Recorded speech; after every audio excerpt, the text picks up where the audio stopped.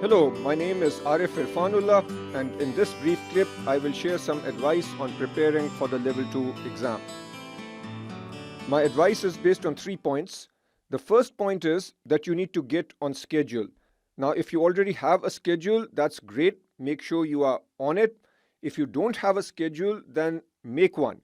Now, your schedule should be based on your current level.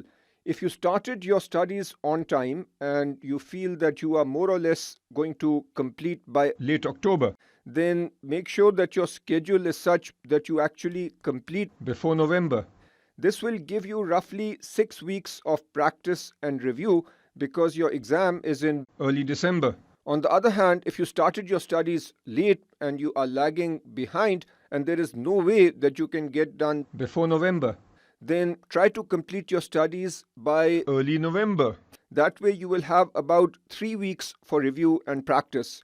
And those 3 weeks at the end are crucial because no matter how much you have studied, when you review at the end and do lots of practice, that really helps you on the exam. So make sure you have at least 3 weeks of review and practice before the actual exam. My second point is that you must learn actively.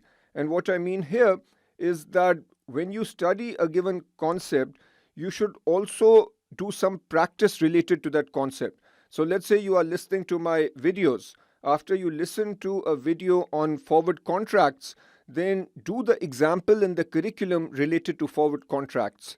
It's only when you work through an example that you truly internalize a concept. The next point is that you must make the most of CFA Institute questions. CFA Institute is making your exam, and therefore it is essential that you do all the questions that CFA Institute is giving you. I've already talked about the examples which are embedded in the curriculum readings, but then we also have practice problems at the end of every reading. Make sure you do those practice problems. The CFA Institute also makes online assessments available. You can access these assessments through the CFA Institute website. The assessments are organized by topic. So when you complete a given topic, make sure you do the questions on the CFA Institute website related to that topic. So that is it for now. I will be sharing advice with you every month, and in later months I'll also talk about mock exams. But for now, make sure you are getting on schedule, you are learning actively, and you are making most of the CFA Institute questions. So good luck with your studies.